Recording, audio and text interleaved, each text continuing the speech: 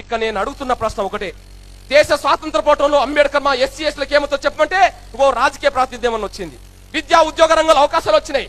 కానీ నా బీసీలకు నా ముస్లింలకు రాజకీయ ప్రాతినిధ్యం రాలే. రాజకీయ ప్రాతినిధ్యం వస్తే 12లో 6 ఇక్కడ రావాలి, నా ముస్లింలకు 1-2 పోవాలి, ఎక్కడైనా సగభాగం రావాలి. నేను నా బీసీల తరపున తెలంగాణ ఉద్యమంలో నేను అడుగుతున్నాను. నేను ఎస్సీల తరపున అడుగా అంబేద్కర్ దయతో కొంతమందికి అవకాశాలు వచ్చినాయి. నా బీసీల తరఫున నా ముస్లిం తరఫున వచ్చే తెలంగాణలో ఈ 12 నియోజకవర్గాల్లో 6 నియోజకవర్గాలు నా బీసీలకు గ్యారంటీ చేయడానికి అవకాశం ఉందా లేదా?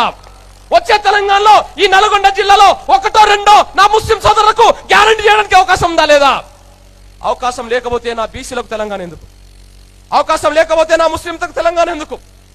అందులో ఈ ప్రశ్న కూడా జవాబు చెప్పాల్సిన బాధ్యత తెలంగాణ కోరుకునే వాళ్ళందరి మీద ఉన్నది.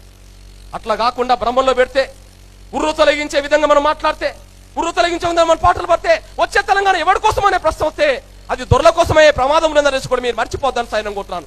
నేను వచ్చే తెలంగాణ పేదల తెలంగాణ కోసం అయితే పాటు పాడదాం, రాజ్యం కోసం పాటు పాడదాం, తెలంగాణ అనగాన వర్గాల భవిష్యత్తు కోసం పాడుదాం. మళ్ళా దొరల రాజ్యం వస్తే మాత్రం తెలంగాణ దొరలకైతే మనకేమవుతుందో చెప్పండి అని ప్రశ్నిద్దాం అనేసి కూడా మీరు మర్చిపోద్దని సైనం కొట్టాను.